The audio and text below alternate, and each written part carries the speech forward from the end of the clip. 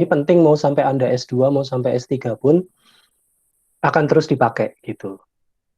Nah, mungkin semua materi itu bisa dirangkum dalam satu profil energi dan mekanisme reaksi seperti ini ya.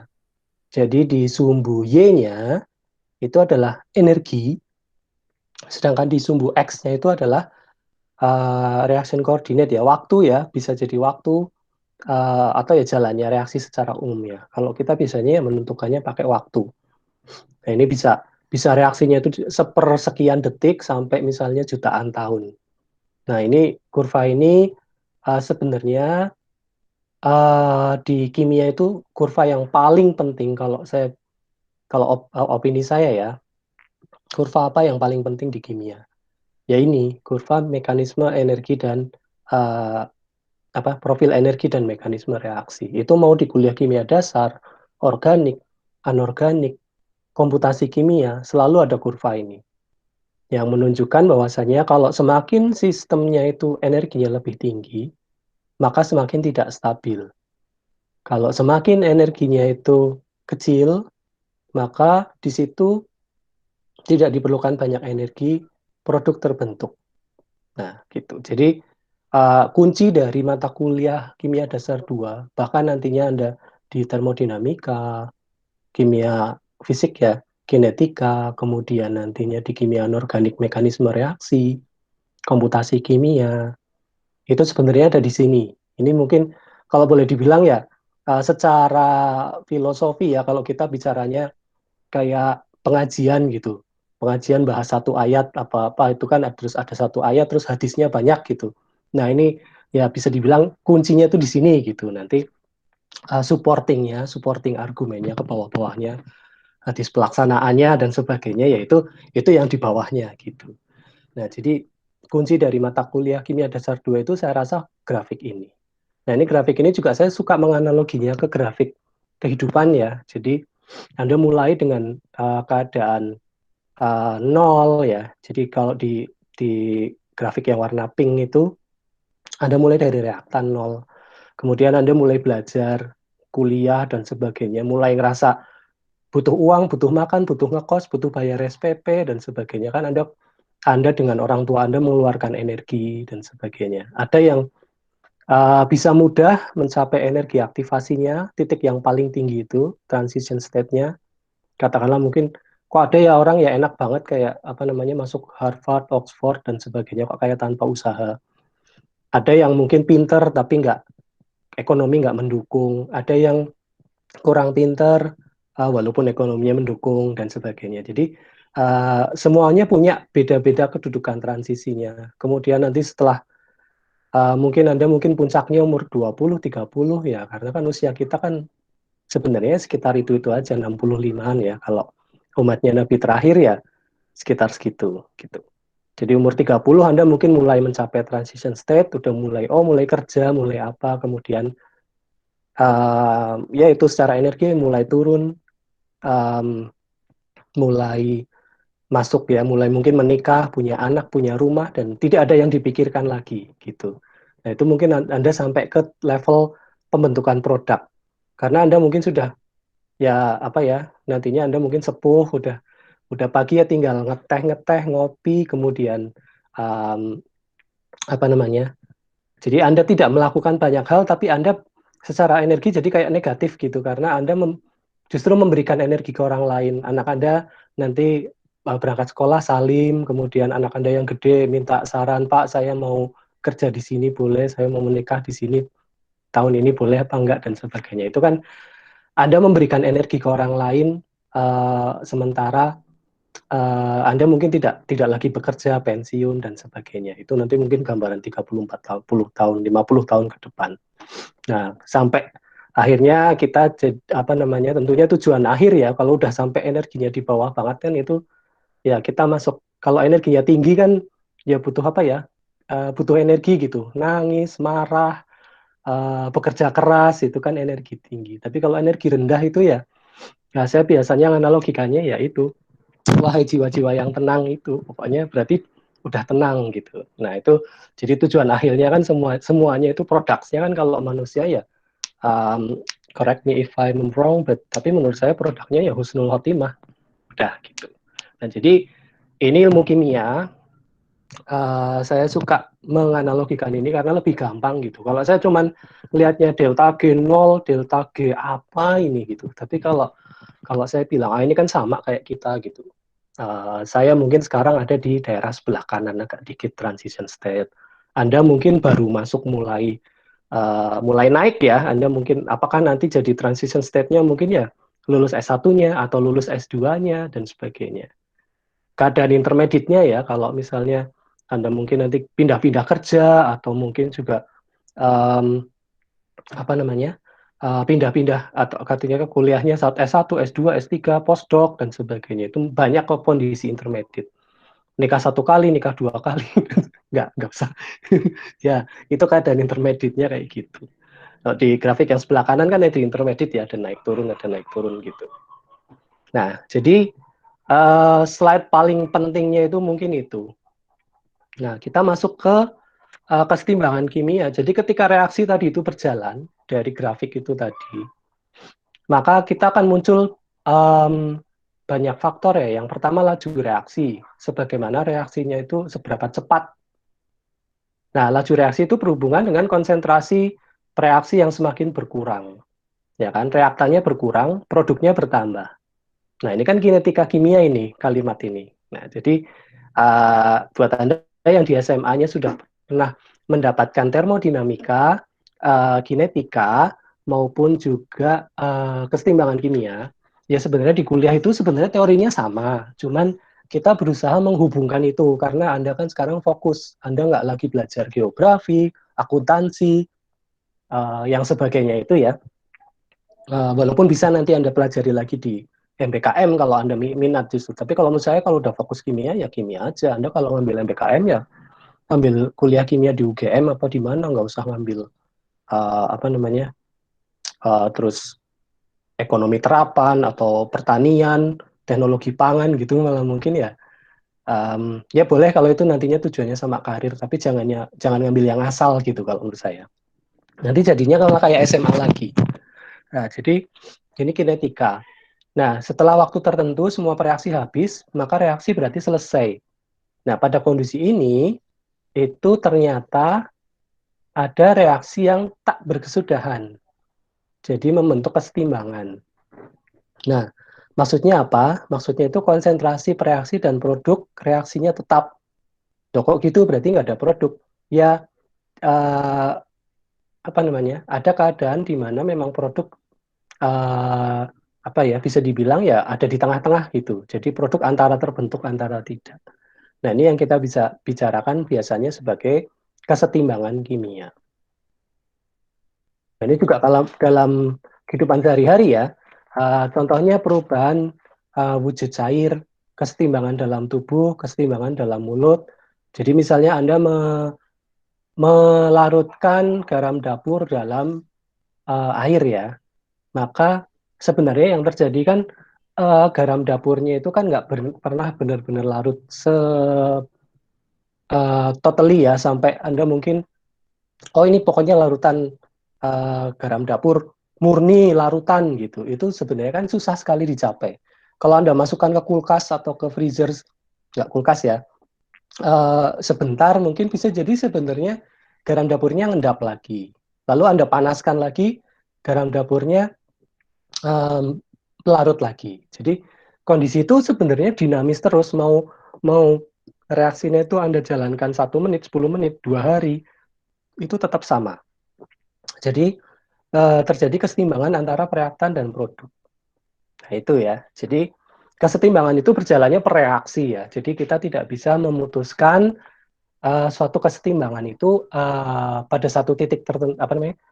Itu kekal gitu kesetimbangannya. Tapi kadang ada reaksi yang berubah-ubah. Jadi ya katakanlah nanti di dalam menit tertentu itu bisa jadi reaksinya berubah dibandingkan dengan menit atau jam yang lain. Itu nanti makanya ada quotient dan sebagainya. Nah, demikian juga dalam tubuh kita, misalnya satu contoh paling penting pH darah itu 7,4. Nah, itu harus setimbang terus gitu. Jadi kalau nanti ada suatu reaksi, misalnya kita makan asam ya, misalnya makan lemon, jeruk, terus keseimbangannya bergeser ke daerah asam, pH-nya terus jadi 5 atau 6, yaitu tubuh kita akan menyetimbangkan lagi. Dan itu seperti itu. Kalau keseimbangannya nggak jalan, berarti sakit. Kan kayak gitu. Nah, itu contohnya. Jadi, pentingnya keseimbangan dalam kehidupan sehari-hari itu ini. Dalam ilmu kimia ya, yang di slide pertama tadi, itu akan berhubungan dengan semuanya. Nah, ciri umum dari keseimbangan, itu yang pertama, sistem tidak memperoleh materi dari lingkungannya, dan tanpa kehilangan atau memberikan materi ke lingkungan. Jadi, benar-benar setimbang. Jadi, pada saat di titik keseimbangan itu, ya semuanya apa kayak diem gitu ya. Tidak memperoleh dan kehilangan materi dari dan ke lingkungan. Nah, diamnya itu tapi dinamis. Jadi kediamnya itu terjadi karena dua proses yang berlawanan pada saat yang sama. Sifat yang dapat diukur dan diamati adalah konstan. Jadi um, kedua proses berlangsung dalam laju yang sama, sehingga konsentrasi zat-zat yang mempunyai konsentrasi itu sifatnya konstan. Nah, ini sifatnya makroskopik ya. Jadi kadang bisa diamati, uh, ya kayak garam dapur itu tadi kan, kalau Anda diamkan itu mulai mengendap. Apa namanya? Anda mulai melihat ada butiran garam dapur di dalam air. Anda aduk lagi atau panaskan dikit, hilang lagi. Anda diamkan lagi, mulai muncul lagi. Nah, itu kan makroskopik ya, masih bisa diamati. Nah, kemudian pada suhu tertentu, keseimbangan mencapai suatu nilai yang konstan. Nah, jadi suhu tertentu ya. Jadi ingat ada faktor temperatur di sini. Artinya kalau Anda memanaskan garam dapur, Anda taruh di dalam penangas misalnya suhu 70 atau 60, ya itu mungkin belum akan mencapai keseimbangan. Tapi ya kemudian Anda diamkan di kamar, itu akan mencapai keseimbangan di suhu kamar maksudnya. Kemudian suhunya turun dari suhu itu berubah lagi. Gitu. Jadi keseimbangan itu selalu dinamis ya. Jadi diem tapi dinamis gitu. Nilai yang konstan dari ungkapan yang berkaitan dengan konsentrasi dalam suatu sistem pada keseimbangan merupakan ukuran seberapa jauh reaksi berlangsung sebelum mencapai keseimbangan. Nah, jadi dalam ilmu kimia kita akan belajar apa yang namanya tetapan keseimbangan, yaitu konsentrasi suatu sistem pada suatu keseimbangan. Jadi intinya sebenarnya mengukur ini reaksinya itu sudah berapa jauh. Seberapa jauhnya dari reaktan, seberapa jauhnya dari produk. Apakah reaksi ini nantinya akan membentuk produk? Apakah reaksi ini akan balik menjadi reaktan? Nah, itu yang dibicarakan dalam tetapan kesetimbangan. Nantinya mungkin pertanyaannya, terus nanti kalau skripsi dan sebagainya, apakah kita ngitung tetapan kesetimbangan? Biasanya enggak, ya. Jadi biasanya Anda cukup melihat handbook. Jadi ini hanya suatu konsep ya. Tapi pada akhirnya nanti ketika skripsi dan sebagainya, Anda mau bikin reaksi apa dan sebagainya, itu Anda tinggal melihat, oh saya mau mendekomposisikan ini, reaksi ini. Nah biasanya itu di handbook udah ada, oh kalau senyawa ini didekomposisikan dengan panas, maka konsentrasi timbangannya sekian gitu, atau direaksikan dengan yang lainnya, itu biasanya sudah ada untuk reaksi yang sederhana, kecuali Anda menemukan sesuatu yang baru. Dan jadi jangan karena nanti deskripsiku nggak ada kesetimbangan, nggak ada kinetika, aku cuman bikin katakanlah apa namanya reaksi redox pakai untuk ini menghilangkan pengotor dari menghilangkan limbah, bukan berarti tetapan kesetimbangan dan sebagainya itu tidak berjalan ya. Anda hanya apa namanya sebenarnya yang terjadi adalah Anda cuma tidak mengukurnya saja gitu. Tapi kalau Anda mengukur itu semua ya tarafnya mungkin udah sampai disertasi ya, bisa buat S3 kalau Anda bisa mengukur semua kinetikanya, kesetimbangannya dan sebagainya. Nggak akan cukup waktunya gitu. Jadi uh, hanya karena hal ini tidak terpakai, tidak terlihat terpakai, bukan berarti hari ini tidak berguna. Nah, jadi untuk reaksi keseimbangan yang umum itu biasanya reaksinya semacam ini ya. Konsentrasinya itu dia disimbolkan dalam huruf kecil, lalu yang bereaksi A, B, C, D-nya itu dalam huruf besar. Kesetimbangan tercapai bila tidak ada lagi perubahan dalam sistem, tapi kesetimbangan merupakan sesuatu yang dinamik. Nah, jadi um, spesies yang terlibat secara konstan dapat terbentuk tanpa mengalami perubahan konsentrasi. Jadi yang penting bahwasanya kesetimbangan ini suatu yang dinamis ya. Next. Nah, ini simbol-simbolnya. Biasanya kalau kesetimbangan itu panahnya panah ganda kan ya. Nah, itu disimbolkan menunjukkan adanya kesetimbangan. Nah, kadang ada panah ganda yang perbedaan ukuran. Jadi reaksi yang lebih disukai dalam kesetimbangan. Contohnya kalau ini reaksi yang lebih disukai ke kanan ya. Nah, tapi ini biasanya ya kalau kita tahu benar data-data kinetika, termo, dan kesetimbangannya. Kalau enggak, biasanya secara umum digunakan tanda panah ganda. Untuk tanda panah tunggal berarti reaksinya berkesudahan, udah nggak ada kesetimbangan lagi. Nah, kesetimbangan itu ada beberapa macam ya. Pertama kesetimbangan homogen, dan yang kedua adalah kesetimbangan uh, heterogen ya. Yang homogen itu berarti satu fasa. Contohnya reaksi antara H2 dengan I2 membentuk HI ya, asam apa hidrogen iodida kalau dalam bentuk gas. Kalau dalam bentuk larutan asam. 2HI itu semuanya fasenya gas, H2 maupun I2. Atau contoh yang dalam pelarut ya, HC2, H2O2 nantinya akan melepaskan ya terprotonasi.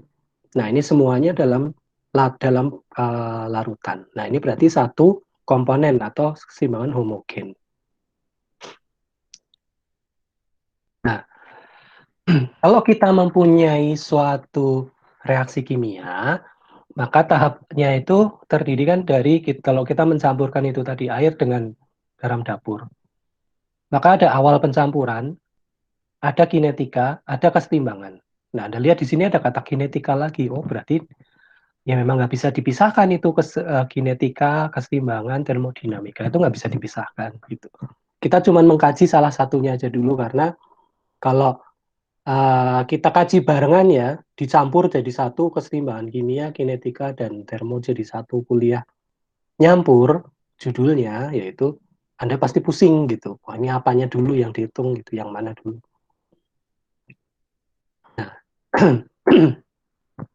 Maaf. Saat pencampuran awal, ketika A dan B direaksikan, C belum terbentuk. Nah, jadi reaksi ini berjalan A plus B jadi C, panahnya panah seperti itu. Nah, terus lama-lama akan terbentuk C ya, yang ini merupakan daerah kinetika. Nah, ini gampang lah ya, bisa bisa saya cepat-cepatin fast forward. Uh, Ketika suatu apa namanya produk C itu yang terbentuk itu makin banyak, itu maka laju pembentukan dari C-nya itu justru akan berkurang kan, ya karena C-nya semakin banyak, semakin produknya terbentuk banyak kan berarti reaktannya semakin sedikit. Nah berarti reaktannya semakin sedikit berarti laju reaksi ke kanan itu akan semakin melambat. Nah ini mendekati keadaan kesetimbangan. Nah ini reaksinya udah mulai panah dua ya, panah dua lebih disukai ke C karena kita tahu kita lagi bicarain C.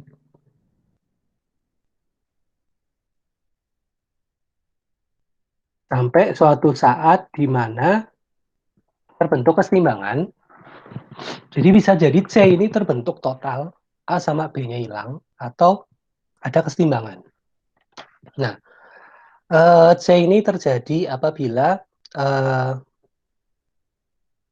tidak ada perubahan konsentrasi dari tiap spesiesnya. Jadi, oh maaf, kesetimbangan itu terjadi ketika tidak ada lagi perubahan konsentrasi dari tiap spesiesnya. Nah, ini yang disebut kesetimbangan kimia.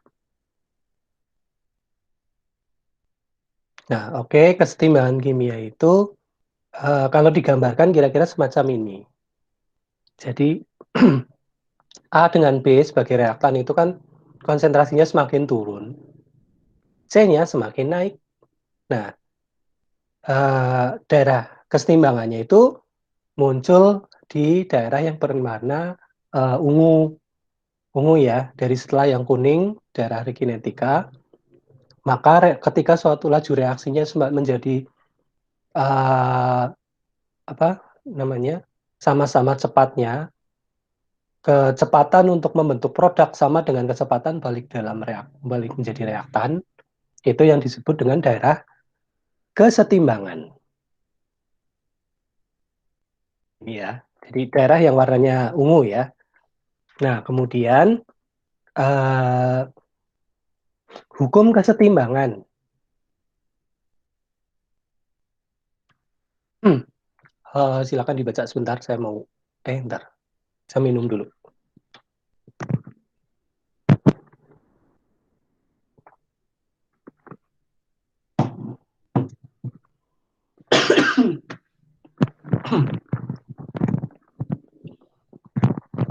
Oke, besarnya tetapan kesetimbangan suatu reaksi hanya dapat ditentukan secara eksperimen ya. Jadi Anda tidak bisa meramal dari persamaan reaksinya. Jadi baik uh, kesetimbangan termo atau kinetika itu biasanya berlangsung menurut dalam reaksinya. Ciri khasnya biasanya apa? Ciri khasnya kalau Anda mikir sampai ke sana sampai jauh, itu biasanya banyak melibatkan K, konstanta. Nah, konstanta ini kan hal-hal yang tidak bisa dijelaskan secara umum, tapi ada. Nah, itu kenapa sih ada konstanta? Karena kita jalannya eksperimen. Jadi, bukan sesuatu yang pasti banget dilihat dari reaksinya, oh ini pasti ke sana. Enggak. Konstanta itu bisa bergantung suhu, konstanta itu bisa bergantung energi aktivasi, dan sebagainya. Nah, jadi besarnya tetapan kesetimbangan berubah jika temperatur berubah. Nah, jadi kita mengukur kesetimbangan kinetika biasanya pada temperatur tertentu. Nah, jadi pada temperatur tertentu mungkin terdapat banyak campuran. Nah, setiap reaksi mempunyai konsentrasi reaksi yang berbeda dalam kesetimbangan. Kalau kita mempunyai AA plus BB plus CC plus DD yang seperti biasa kita lihat ya, uh, hukum kesetimbangan itu selalu berlaku uh, terhadap kesemuanya itu dan dapat dinyatakan lebih dari satu persamaan. Jadi bisa aja suhunya berbeda, K-nya beda. Konstanta keseimbangannya besarnya berbeda. Bergantung pada uh, persamaan reaksi. Kalau kita lihat Q-nya, quotient-nya berarti tergantung dari waktu, dan sebagainya. Nah, jadi kalau kita mau bicara keseimbangan reaksi, persamaan reaksinya harus diketahui terlebih dahulu. Nah, kemudian secara umum,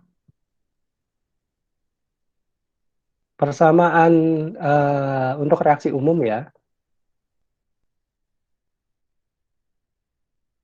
persamaan tetapan kesetimbangan kimia dengan konstanta kesetimbangan kimia, saya yakin Anda sudah uh,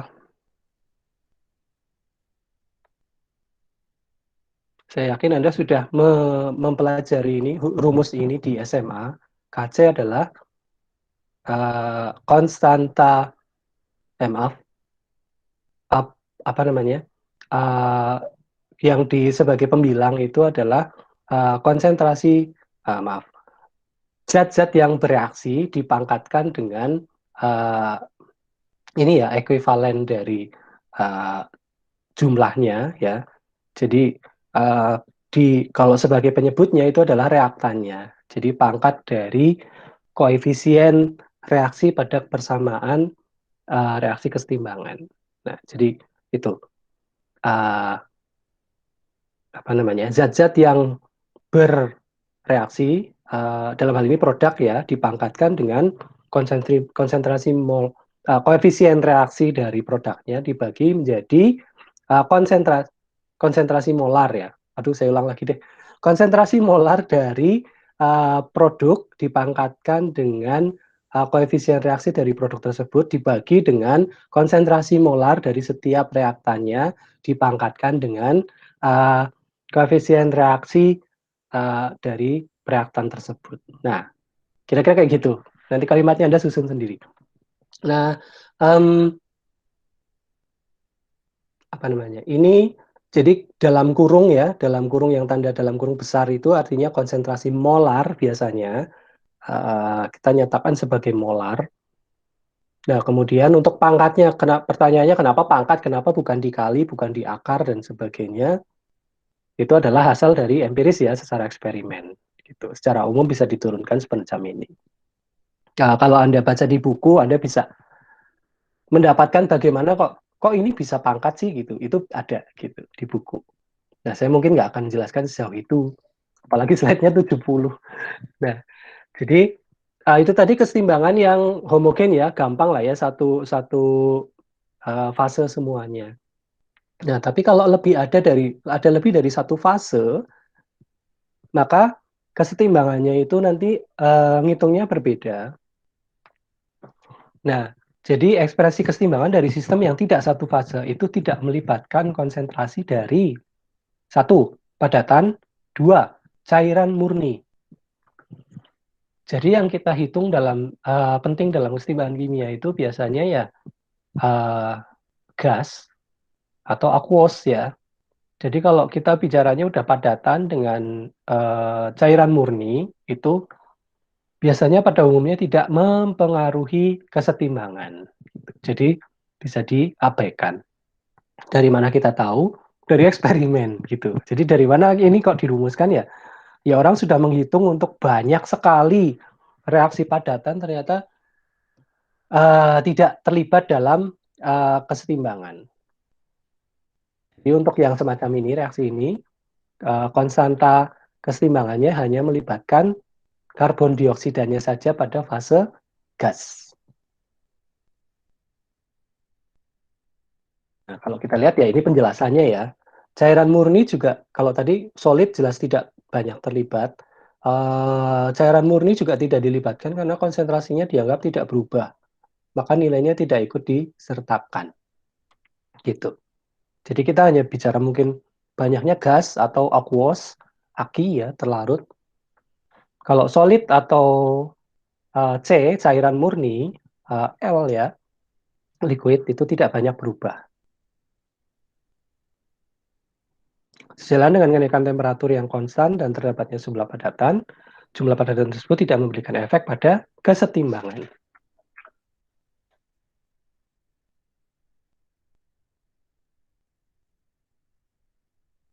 Nah, ini silakan dibaca dulu.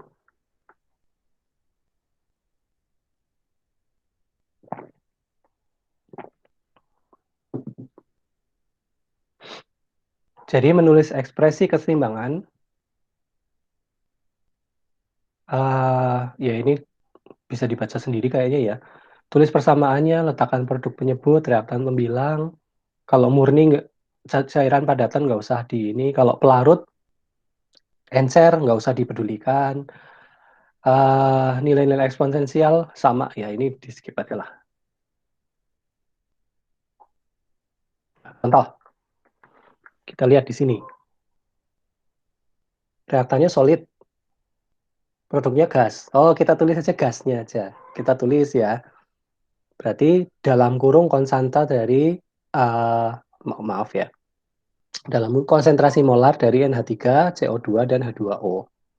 Terus berikutnya kita lihat, oh konsentrasi maaf ya, ekivalen dari NH3-nya itu 2 ya. Jadi um, maka 2 ini nanti dipangkatkan ya, jadi pangkat 2.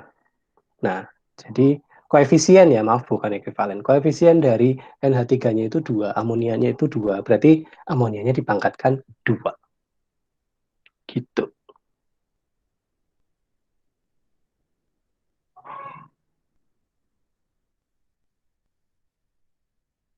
Nah, reaksi kimia cenderung untuk menuju ke kesetimbangan, berjalan dengan laju yang signifikan. Nah, secara umum tidak ada persamaan yang menghubungkan antara laju reaksi dengan konstanta kesetimbangan. Jadi, Laju reaksi itu secara umum tidak bisa dihubungkan dengan ini ya, tidak ada hubungan rumus umumnya ya. Kalau termodinamika delta G itu ada. Nah, nah jadi kalau misalnya reaksi semacam ini,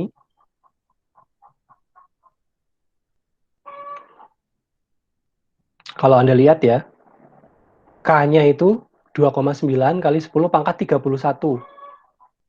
Nah, pangkat 31 itu kan besar ya. Jadi KC-nya, oh KC-nya gede banget ini. H2O dipangkatkan 2, dibagi H2-nya pangkat 2, O2-nya pangkat 1. Semuanya gas. Nah, ini berarti reaksi ini konsentrasi bahannya besar. Berarti ini bisa membentuk produk. Jadi kalau ada H2O dengan O2, otomatis jadi air. Ya, karena konsentrasi keseimbangannya jadi sangat tinggi. Kemungkinan terbentuk airnya itu tinggi sekali. Ya kan? Tapi, walaupun K-nya sangat besar, tapi reaksi ini memakan waktu bertahun-tahun ya. Jadi intinya ketika Anda punya nilai Kc, tidak serta-merta Anda bisa bilang bahwa reaksinya bakal cepat. Kc itu tidak berhubungan langsung dengan kinetika reaksi atau kecepatan reaksi. Anda cuma bisa bilang, oh ini bisa membentuk ini, gitu. Dari handbook ya misalnya, dari database yang ada, oh Kc-nya sekian, besar. Nah, tapi mungkin reaksi ini butuh waktu bertahun-tahun, berjuta-juta tahun, dan sebagainya, kita nggak tahu. Itu karena tidak ada hubungan antara KC dengan kinetika. Produknya mungkin terbentuk, tapi waktunya secara apa ya? Ya kita harus memikirkan juga waktunya berapa lama. Nah, itu yang kita kaji di yang lainnya, kinetika reaksi.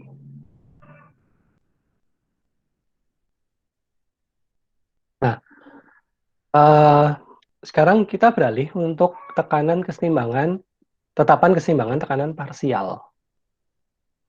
Untuk keseimbangan yang melibatkan gas, itu tekanan parsial dapat digunakan untuk menggantikan konsentrasi. Kenapa kok orang bisa mikir kayak gini? Ah, ngerepotin aja sih. Rumusnya jadi tambah banyak kan ya. Anda mungkin mikirnya kayak gitu. Ah, rumus lagi, rumus lagi. Tapi ya Anda sebagai orang, mungkin kemarin-kemarin di SMA ya, nambah nambah subbab semacam ini berarti oh nambah rumus, nambah banyak yang dihafalkan, nambah banyak soal untuk dikerjakan, kan kayak gitu. Kalau kita di kimia, nantinya Anda mungkin setelah skripsi S1 lulus jadi QC di perusahaan atau jadi ilmuwan ya, Anda nanti akan merasakan bahwasanya ini tuh sebenarnya untuk kemudahan. Kenapa?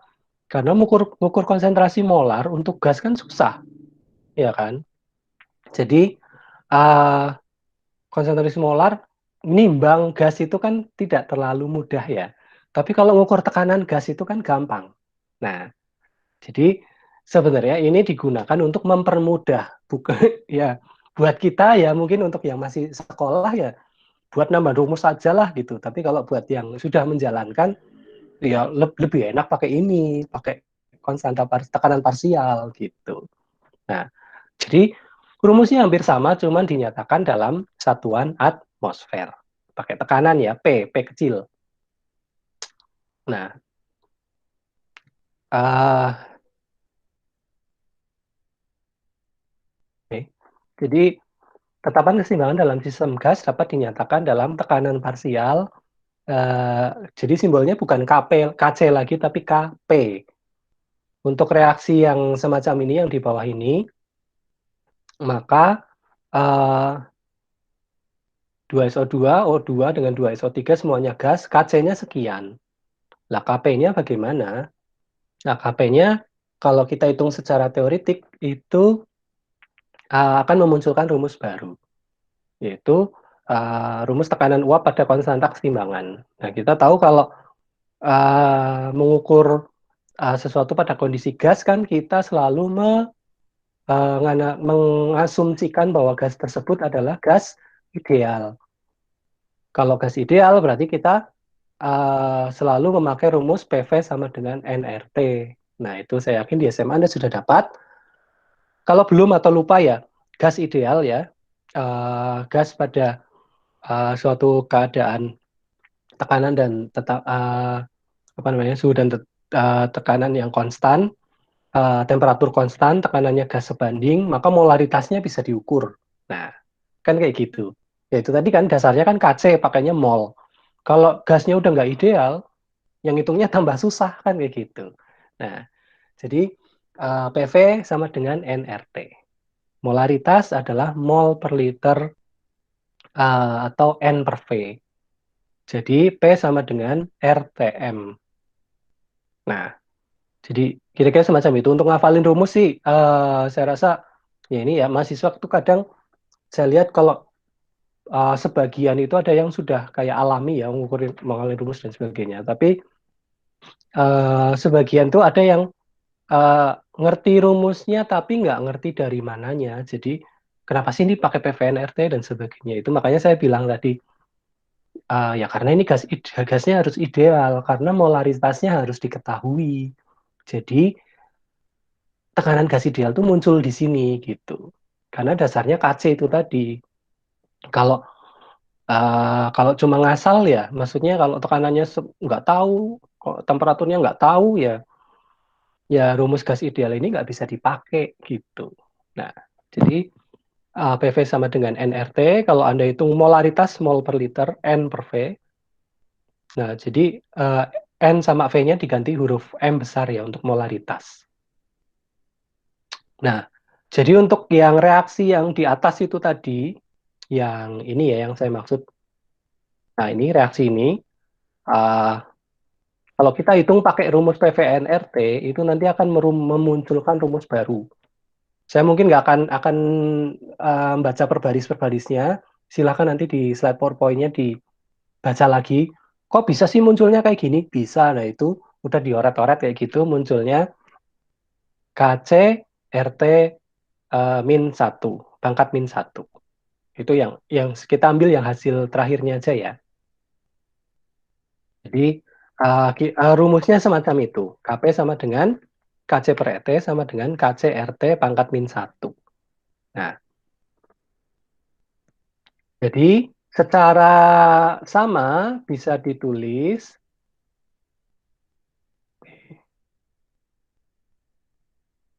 KP-nya adalah KC dikalikan dengan RT dipangkatkan dengan delta N. Nah, jadi dari perumusan yang di atas itu tadi, nanti kalau Anda ini kan apa namanya, delta E-nya itu dari mana? Delta E-nya dari min satu yang di sini. Min satunya itu dari mana? Ya itu, yang di reaksinya kan di kanannya, nih ya, di kanan itu kan 2SO3, itu satu. Nah, di sebelah kiri itu 2SO2 dengan O2, itu dua. Nah, satu dikurangi dua itu minus satu, gitu. Jadi munculnya dari yang di sini minus satu. Nah, maka kalau keadaannya umum, reaksinya nggak bukan yang SO3, SO2, O2 ini, maka digantikan dengan delta N, yaitu selisih koefisien stoikiometri dari gas hasil reaksi dan gas preaksi. Nah, dari situ kita tahu, oh yang tadi itu benar min satu ya. Nah, jadi kira-kira begitu untuk menghitung Kp sama dengan Kc RT delta N.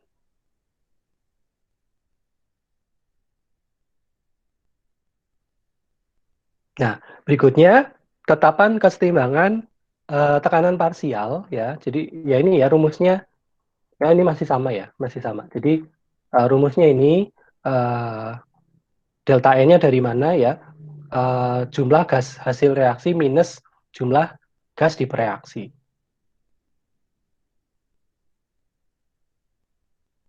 Nah, satu hal lagi kalau kita bicaranya di kita bisanya kan tadi gas ya. Lah kenapa sih pakai gas? Itu tadi karena lebih enak mengukur tekanan gas daripada mengukur volume maaf ya, molaritas gas. Itu lebih enak. Oke, ya, saya ngerti. Terus ada masalah apa lagi? Masalahnya kalau gas itu kita bicaranya banyak satuan, ya kan? Kita bisa pakai ATM, bisa pakai TOR dan sebagainya. Nah, ini ya saya ingatkan lagi hati-hati. Soalnya mintanya apa? Nah, ini kan kaitannya nanti dengan soal ya. Atau artinya dengan eh, penggunaan satuan dalam mengerjakan soal gitu. Kimia susah ininya pakai satuan dan sebagainya. Ya Anda mungkin sekarang karena direaksi aja jadi terlihat susah. Tapi kalau kalau saya ngelihatnya lebih ke ini ya. Kalau Anda suka nonton National Geographic itu kan ada itu ya, suka ada yang judulnya itu tentang kecelakaan pesawat dan sebagainya. Kadang kecelakaan pesawat itu ternyata saya nonton berapa episode itu terjadi karena perbedaan satuan ngukur. Jadi pakai satuan internasional apa, ternyata di UK pakainya apa gitu. Jadi lupa diubah gitu. Jadi kalau di mesin dan sebagainya itu maksudnya ngatur tekanannya, ngatur apanya, salah salah satuan ya kan, baik itu satuan luas maupun satuan tekanan semacam ini, ya tentunya kalau kalau barangnya kecil nggak apa-apa ya, tapi kalau barangnya segede pesawat itu kan ya bisa jatuh beneran gitu karena orang salah ngitung mesinnya jadi rusak, rusaknya pas di atas ya, jadi uh, terus pesawatnya jatuh gitu. Nah itu jadi di sini ya saya camkan lagi penggunaan tekanan itu penting gitu. Jadi maaf ya, penggunaan satuan dimension itu penting. Nah, jadi kalau misalnya kita tahu tekanan parsialnya sekian, nah kita bisa hitung nih untuk 673K, terus nanti di uh, apa namanya? Karena ini pangkat 2 terus di per N2, E32-nya pangkat 3 yaitu hasilnya sekian. Nah, tapi bisa juga dinyatakan dalam bentuk yang lainnya. Wih, wih, wih, wih. Oke, nah ini dalam bentuk mmHg atau tor. Nah, jadi tergantung nanti, ya ini pentingnya juga mungkin nanti kalau Anda mungkin S2-nya pengen di UK biar kayak apa namanya ya kan sekarang lagi musim ya LPDP dapat mana kayak keren banget di UK dan sebagainya, hidup di UK terus Anda bikin vlog dan sebagainya. Tapi ya itu kan enaknya saja Anda dapat LPDP S2 ke UCL atau kemana ya. Nah, tapi di sana kemungkinan Anda akan dikasihkan soal dengan satuan yang dipakai di sana gitu. Jadi pakai Torricelli dan sebagainya. Nah, jadi itu juga penting ya. Jadi uh, ATM bisa diubah ke tornya. Ini contoh soalnya. Nanti bisa dilihat sendiri lah ya. Nah, jika dalam koefisien reaksi disetarakan satuan tekanan atau konsentrasi, maka satuan Kp untuk reaksi ini adalah, ini ringkasan aja tadi. Kalau dalam bentuk ATM sekian, dalam bentuk tor sekian. Nah, itu pentingnya. Beda satuan, maka beda hasilnya. Jadi kalau misalnya Anda ngitung KP ditanya sama nanti uh, bosnya atau supervisornya, KP-nya berapa? 1,64 kali 10 pangkat min 4 gitu. Oh ya, terus nanti terus bosnya oke oke oke gitu, terus balik lagi 1 jam. Kayaknya di Tor nggak segini deh. Oh salah ya, pakainya ATM itu tadi Pak. Ya ganti ke Tor ya. Nah jadi uh, kira-kira semacam itu. Belum terlihat penting sekarang, tapi terlihat penting nanti pada saat Anda pekerjaan. Molaritas, normalitas ya. Nah itu kalau di perusahaan tuh penting banget tuh. Normalitas sama molaritas, molalitas. Nah Anda disuruh ngitung pakai yang mana?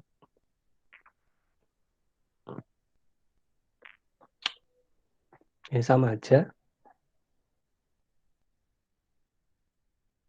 Nah, manfaat dari ketetapan keseimbangan adalah interpretasi kualitatif, meramal arah reaksi, kemudian menghitung konsentrasi kesetimbangan. Nah, eh, sampai di sini dulu. Saya mau minta break 1-2 menit, 1 menit ya boleh lah ya. Kalau Anda juga mau ngambil minum atau mau ke toilet apa silahkan. Eh, saya mau minum dulu karena saya ini apa namanya serak ya, serak-serak karena lagi radang ketularan anak-anak. Jadi saya minta break dulu 1 menit ya tetap kayak gini aja. Eh, saya sekalian mau nanya suara saya masih terdengar nggak? Benar, Pak. Oke, Benar. oke siap. Silakan yang lagi saum apa namanya ya bisa istirahat dulu karena mungkin ngantuk ya ngikutin ini. Aduh, 70 slide ini baru 33. eh yang mau minum, mau bikin kopi apa-apa silakan dulu. Saya break 2 menit, saya mulai dari sekarang. Masih kayak gini aja, apa? Saya nggak nutup.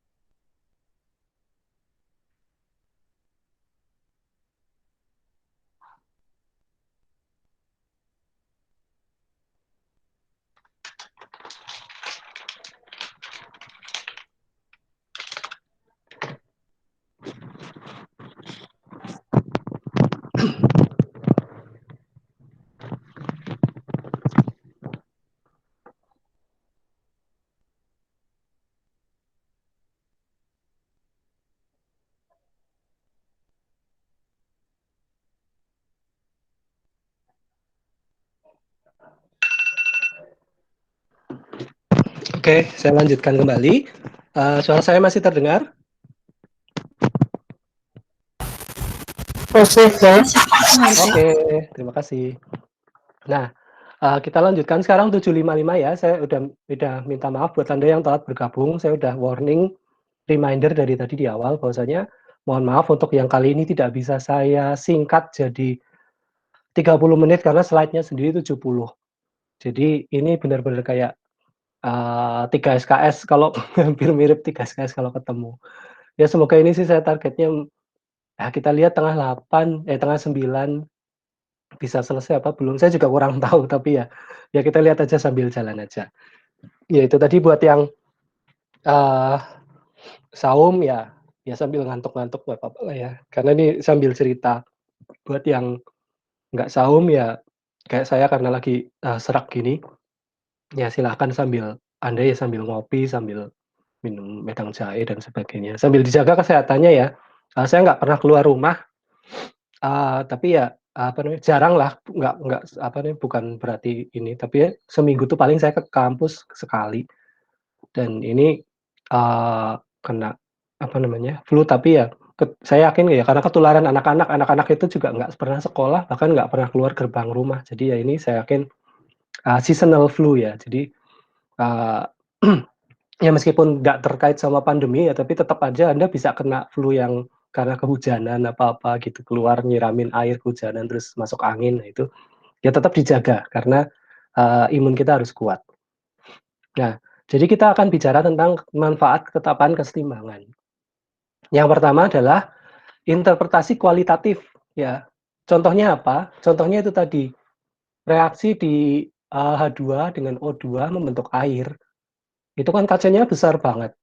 Jadi secara kualitatif kita bisa bilang bahwasanya reaksi itu bisa terbentuk, gitu. Nah, kemudian, ya walaupun tadi secara kualitatif aja ya, kuantitatifnya ya ternyata secara kinetika nggak bisa karena harus bertahun-tahun jadi. Kemudian meramalkan arah reaksi, meramalkan ini kalau dalam bahasa Inggris bukan, apa ya, bukan sorcery atau apa ya, meramalkan maksudnya memprediksikan ya, bukan bukan meramal kayak dukun gitu. Kemudian meramalkan itu tadi, Anda bisa tahu kira-kira reaksinya itu akan terbentuk atau tidak, gitu. Kemudian menghitung konsentrasi kesetimbangan. Kalau nilai KC-nya kita ketahui, nah ini biasanya muncul di soal ini. Reaksi A sama B, A menjadi B, KC-nya sekian. A-nya diketahui sekian molar atau mol, nanti ditanya MR-nya berapa. Anda harus ngitung molaritasnya, diketahui MR-nya berapa, atau Anda lihat di tabel, MR-nya bisa ketemu. Nah, B-nya berapa? Nah, itu bisa konsentrasinya bisa dihitung. Nah, ini mungkin manfaat secara umum dalam tetapan kesetimbangan. Dalam subbab tetapan kesetimbangan itu sendiri. Tapi secara lebih luas ya, lebih luasnya lagi ya nantinya ini berhubungan dengan kinetika, yang saya bilang di slide pertama tadi.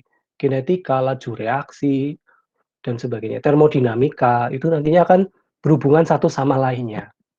Jadi kalau Anda punya sesimpel reaksi fotosintesis atau fotokatalisis yang nantinya Anda kerjakan deskripsi, itu masing-masing mempunyai konteks tetapan keseimbangan kinetika dan termonya sendiri, gitu. Nah ini makin Anda ke S2, makin ke S3, makin ketemu, gitu. Kalau S1 malah mungkin nggak ketemu karena cuma reaksi apa-apa 8 bulan selesai lulus. Tapi Anda lanjut lagi di S2, lanjut lagi di S3, justru malah muncul lagi kayak gini. Anehnya kayak gitu. Nah,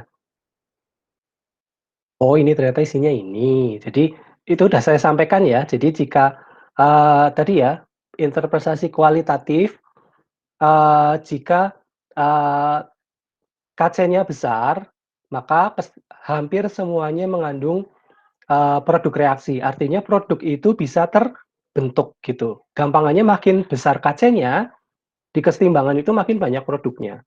Artinya kita bisa bilang produknya bisa terbentuk gitu.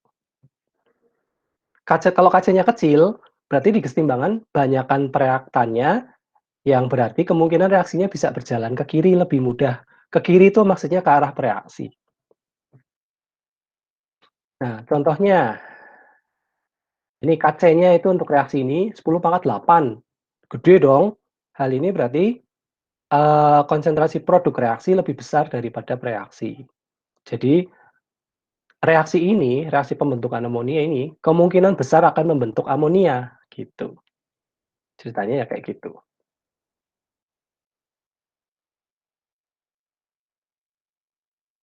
Dan sebaliknya, reaksi ini KC-nya itu 10 pangkat minus 31. Minus 31 kan kecil banget. Nah, jadi jika kita pakai reaktannya itu satu molar, konsentrasi NO-nya itu hasilnya akan 6,8 kali 10 pangkat min 16. Produknya itu nantinya sekecil itu molarnya. 6,8 kali 10 pangkat min 16, kecil banget. Berarti nggak bisa dideteksi nih, gitu. Nah, berarti ini ya nantinya reaksi ini secara umum ya kita bilang, nggak usah dikerjain gitu. Nah, yang kedua tadi meramal arah reaksi. Nah, meramal arah reaksi ini nanti yang saya bilang di awal tadi, kita bisa melihat nilai K, konstanta kesetimbangan itu, pada suatu titik tertentu dalam reaksi. Misalnya menit pertama, menit ke-10, setelah 1 jam. Nah, ini yang disebut dengan quotient ya, meramalkan arah besarnya reaksi. Nah, jadi ini di sini ada kejelasannya lagi.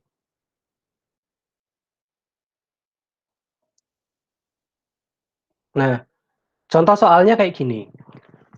Reaksi pembentukan amonia, suhunya 25, KC-nya sekian. Hitung konsentrasi amonia jika dalam kesetimbangan konsentrasi N2 dan H2-nya ada 0,1 sama 0,1. Nah, ini kan berarti reaksinya bisa jadi belum selesai, bisa jadi sudah selesai, kita nggak tahu. Yang pasti pada titik itu, pada menit itu ada N2 dan H2 sebesar sekian. Nah, Anda hitung nantinya apa namanya? Oh enggak, maaf ya saya salah, ini slide-nya bukan tentang itu ya. bukan tentang yang ini, bukan meramal arah reaksi. Nanti ternyata muncul lagi di 2 slide bawahnya kayaknya. Nah, ini kita bicaranya menghitung konsentrasi kesetimbangan aja. Itu yang sudah saya contohkan tadi. Kalau apa namanya? Jadi manfaat yang ketiga itu menghitung konsentrasi kesetimbangan. Kalau kita tahu salah satu di antara dua konsentrasi kesetimbangan, dua atau tiga konsentrasi kesetimbangan. Jadi misalnya di sini N2, H2, dan amonia. N2 sama H2-nya molaritasnya diketahui. Di sini dalam hal ini 0,01 molar. Maka kita bisa menghitung amonianya jika diketahui Kc-nya. Nah, caranya gimana? Ya tinggal dimasukkan aja.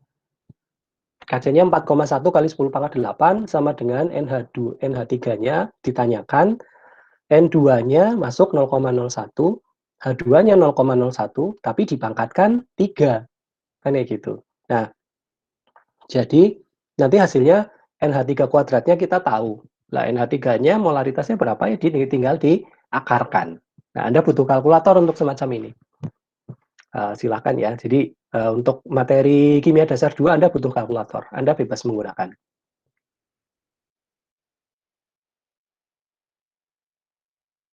Nah, jadi ini mengulang lagi ya ternyata. Jadi saya mungkin agak cepat aja.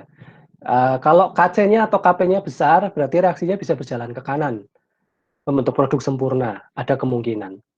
Kc atau Kp kecil, reaksinya kemungkinan tidak berjalan ke kanan besar-besaran. Kemungkinan banyak berjalan ke kiri. Ya. Contohnya yang paling atas itu aja deh, 10 pangkat 83, itu kan besar sekali. Nah, yang paling bawah 10 pangkat minus 21 pada suhu 298. Pada suhu kamar kecil banget, 10 pangkat minus 21. Tapi lumayan besar, jadi 10 pada 1100 Kelvin. Berarti butuh pemanasan. Berarti tetapan keseimbangan berubah seiring dengan perubahan temperatur. Nah, kan kayak gitu. Nah, ini tadi maksudnya. Quotient ya. Jadi, meramalkan arah dan besarnya reaksi. Nah, ini yang saya mau bicarakan tadi di atas terus salah gitu. Pada setiap saat selama reaksi berlangsung, kita itu bisa ngecek ya. Jadi, oh pada saat 1 jam gitu, dengan 2 jam Kc-nya berapa. Nah, ini biasa disebut dengan quotient reaksi. Jadi, apabila nilai yang disubstitusikan ke dalam quotient Q merupakan konsentrasi-konsentrasi dalam seimbang, maka Q akan sama dengan K. Gitu. Jadi kalau Anda misalnya dalam reaksi, Anda jalanin reaksi misalnya harusnya 2 jam misalnya, tapi Anda nggak ngerti. Kemudian dalam 1 jam pertama misalnya Anda coba ngambil, Q-nya dihitung. Q-nya itu adalah ngitung Kc sama aja, tapi misalnya harusnya reaksi ini 2 jam, tapi sejam gitu. Ternyata dalam 1 jam itu Anda nilai hitung Q-nya, oh terdapat sekian molar reaksan, sekian molar produk, Anda bisa ngerti nilai quotient reaksinya, dan ternyata gedenya sama dengan K, berarti dalam masa 1 jam itu Anda udah dapat kesetimbangannya. Q sama dengan Kc. Nah, jadi kalau Q-nya sama dengan Kc, berarti sudah setimbang. Walaupun mungkin reaksinya harusnya 1 jam, kalau di database, Anda di handbook, kan misalnya, oh ini reaksinya 2 jam, suhu sekian, Kc-nya sekian. Gitu. Ternyata 1 jam udah dapat nilai Kc-nya. Bisa kayak gitu. Nah, contoh. Kc-nya diketahui, reaksinya H2I2 dengan 2HI. Nah, konsentrasi awalnya itu sekian, sekian, dan sekian ya. 1,88 sama 1,88. Misalnya pada posisi pertama, Anda ukur misalnya, ini kita berandai-andai aja ya. Reaksinya Anda campurkan, setengah menit Anda ambil. Anda hitung, oh H2-nya 1,88, I2-nya 1,88. Anda hitung Kc-nya, dalam hal ini Q-nya ya, karena Kc dalam setengah menit pertama. Q-nya. Ternyata Q-nya itu 0. Ya karena HI-nya nggak ada. Berarti kan Q-nya lebih kecil daripada Kc. Kc-nya kan 50,2. 0 lebih kecil dari 50,2. Nah ini berarti reaksinya banyakkan reaksi daripada produknya. berarti kita mengharapkan, oh ini nanti reaksinya akan berjalan ke kanan, membentuk produk, karena produknya masih nol. Sebaliknya, mungkin reaksinya Anda lupa biarin 2 hari, terus Anda ukur di kondisi nomor 2, ternyata HI-nya 1,88. Anda hitung Q-nya, karena reaktannya udah nggak ada sama sekali nol, Q-nya itu apa? Tak terhingga ya. Jadi Q-nya jauh lebih besar dari KC-nya. Nah, dari situ Anda bisa simpulkan ya, ini kalau reaksinya jalan terus ya nanti baliknya ke kiri karena sudah jadi reaktan semua gitu. Nah, kemudian Anda ukur di posisi 3, dilalah mungkin pas tepat waktunya, semuanya 1,88, Q-nya ketemunya 1. Nah, ternyata Q-nya lebih kecil KC, ya berarti masih ke kanan gitu. Kalau Anda ngitung ketemunya Q-nya, yaitu tadi kebetulan kok pas banget di menit ke misalnya menit ke 160,3 detik gitu. Ternyata KC-nya 50,2 gitu. Ya, Q-nya sama dengan KC, oh itu berarti udah keseimbangan gitu. Nah, kira-kira semacam itu. Jadi kita bisa menghitung quotient ya, artinya adalah tetapan keseimbangan pada suatu titik menit tertentu. Bukan titik waktu tertentu jalannya reaksi. Ya titik jalannya reaksi ya, cuman biasanya kita menilai jalannya reaksi kan dari uh, waktu, entah itu menit, detik, atau jam.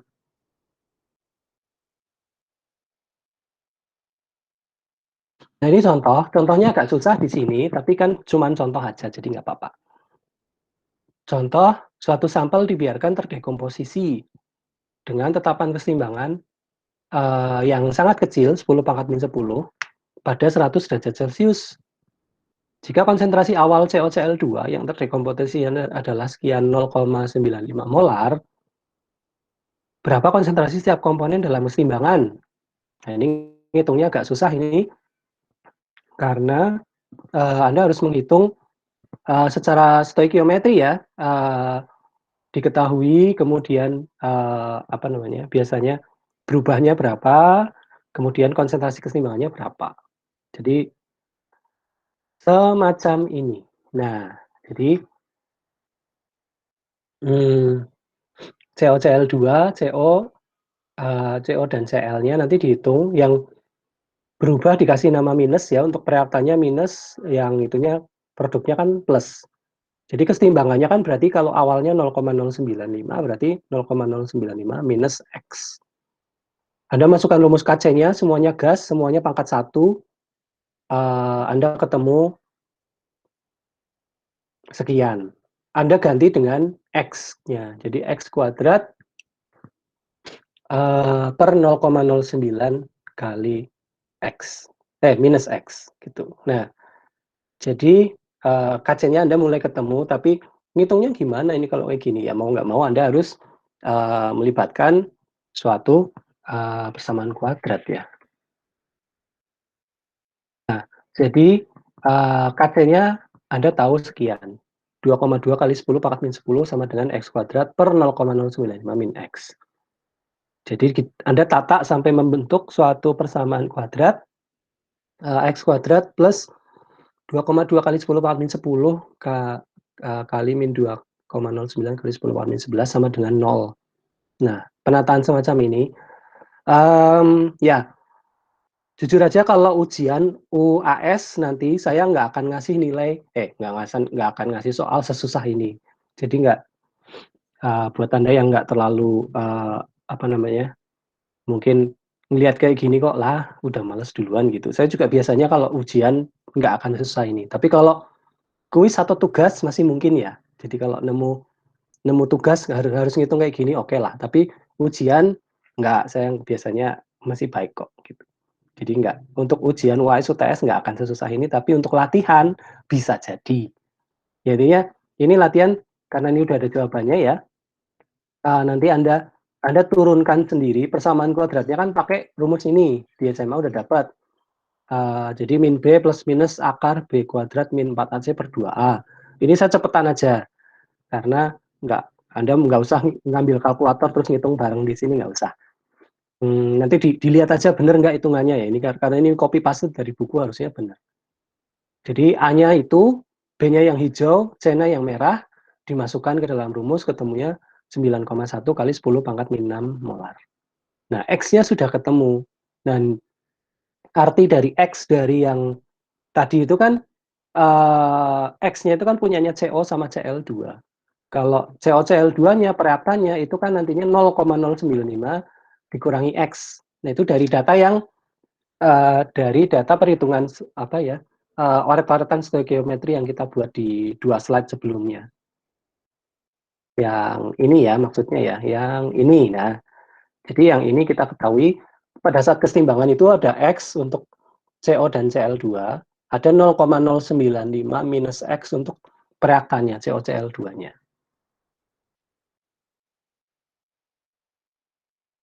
Nah, jadi hasilnya adalah sekian. Kok kecil banget? Nah, dalam hal ini berarti perubahan dari konsentrasi CO2 diabaikan. Nah, jadi nanti silakan dibaca sendiri contoh soalnya kalau belum jelas. Um, dari metode ini juga udah disimpulkan caranya semacam ini. Jadi ini dibaca lagi nanti.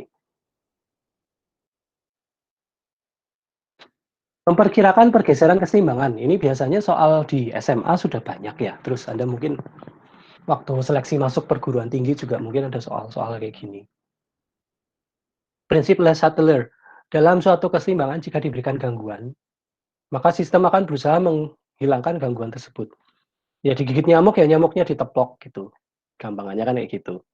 Nah, jadi apapun yang mengganggu pasti kita akan berusaha menyingkirkan. Posisi keseimbangan kimia yang bergeser ke arah yang berlawanan uh, akan berusaha untuk dihilangkan. Nah, yang bisa mempengaruhi keseimbangan kimia sehingga bergeser itu biasanya 4 hal ya. Konsentrasi, reaktan, mau ditambah atau dikurangi, suhu, tekanan atau volume, dan katalis. Nah, ini juga saya mungkin agak cepat ya, karena mungkin di SMA sudah pernah. Tapi kalau ada hal yang mungkin saya secara teori masih sama, tapi ceritanya itu yang kadang uh, apa namanya perlu disampaikan lagi. Jadi Anda mungkin hafal rumusnya. Masalahnya itu adalah ada anak SMA baru lulus SMA masuk ke kimia itu hafalan rumus masih bagus banget masalah ininya, masalah hitung-hitungannya juga oke, tapi belum tentu ngerti konsepnya gitu. Jadi ya pokoknya sama gurunya dikasih ini ya saya hafalin. Gitu. Nah jadi kalau digambar semacam ini, kita paling lihatnya dari C ya, C kesetimbangan di gambar ini pada saat kesetimbangan ada KC. Kalau KC-nya itu diganggu sehingga nantinya kita dari mana tahu ada gangguan dari Q-nya, quotient-nya. Kalau quotient-nya itu nanti di kesetimbangannya diganggu sampai jadi quotient-nya itu lebih kecil dari KC, maka reaksinya akan berlangsung ke kanan untuk merespon dari gangguan yang ada tersebut. Atau kemudian kita tambahkan dalam reaksi ini produk misalnya. Jadi Q-nya lebih geser ke kanan. Jadi posisi D misalnya. Q-nya lebih besar dari KC. Karena kita lagi percobaan, kita iseng-iseng nambahi produknya apa amonia, terus kita tetesin amonia di situ. Nah ya, jadi nanti reaksinya akan bergeser ke kiri karena kesetimbangannya diganggu di sebelah kanan. Nah, kira-kira sebenarnya semacam itu aja. Nah, kemudian,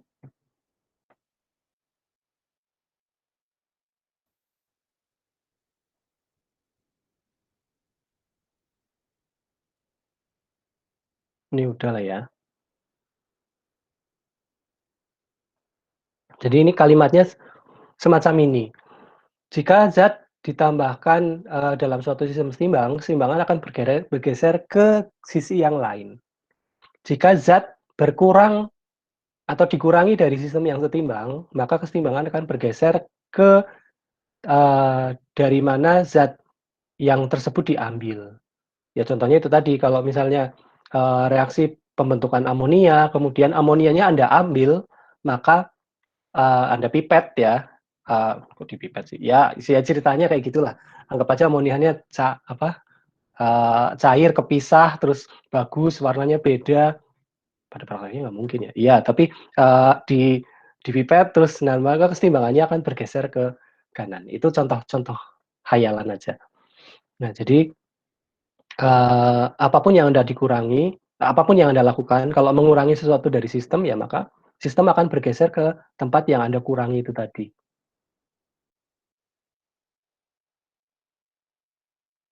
Contohnya kayak gini, kalau H2 dalam suatu reaktan, nah ini HI, maaf ya, reaksi H2 dengan I2 membentuk HI. Kalau Anda tambahkan reaktan I2 di situ, yang garis biru itu kan tiba-tiba naik ya, karena Anda iseng, Anda, eee, pipetkan larutan I2 atau Anda tambahkan I2 padatan ke situ, cemplungin sedikit gitu. Nah maka, sistem akan mengatur konsentrasi, menyusun ulang kesetimbangan baru dengan nilai Kc yang sama, gitu. Nah, ceritanya kayak gitu. Atau sebaliknya, kalau, Anda menghilangkan H2-nya, Anda lihat di situ seiring waktu, H2-nya bocor atau kenapa, eee, maka sistem akan menyusun ulang konsentrasi dalam keseimbangan baru dengan nilai Kc yang tetap. Nah, kira-kira semacam itu. Secara umum bertambahnya tekanan akan menurunkan volume, akan menggeser keseimbangan ke sisi yang jumlah molnya lebih kecil. Nah ini ya, intinya kan, eee, tekanan itu menurunkan volume.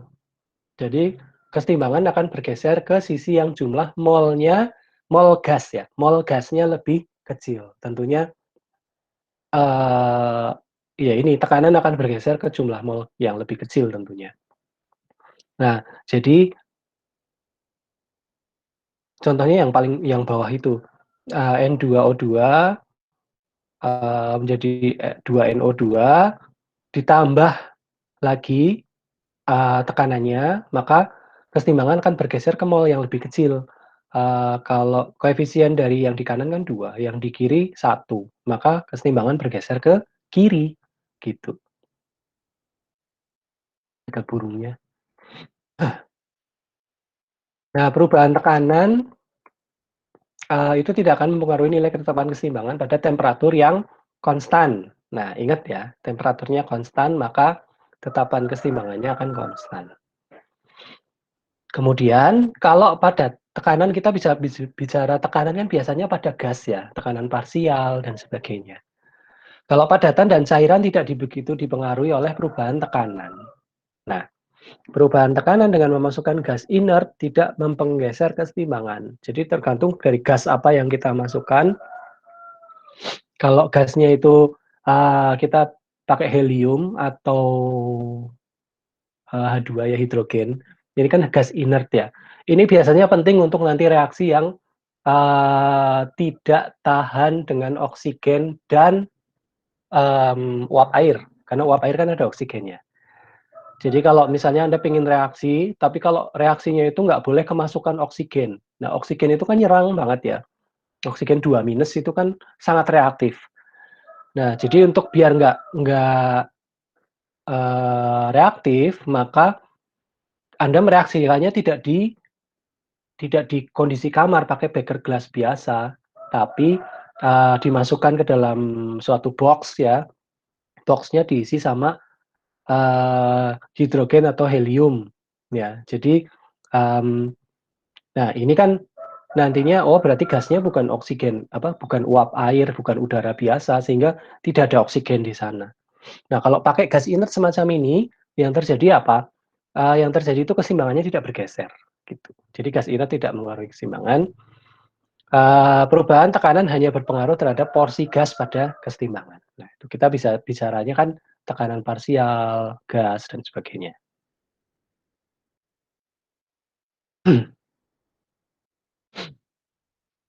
Nah, jadi ya ini penjelasan yang tadi ya. Mmm,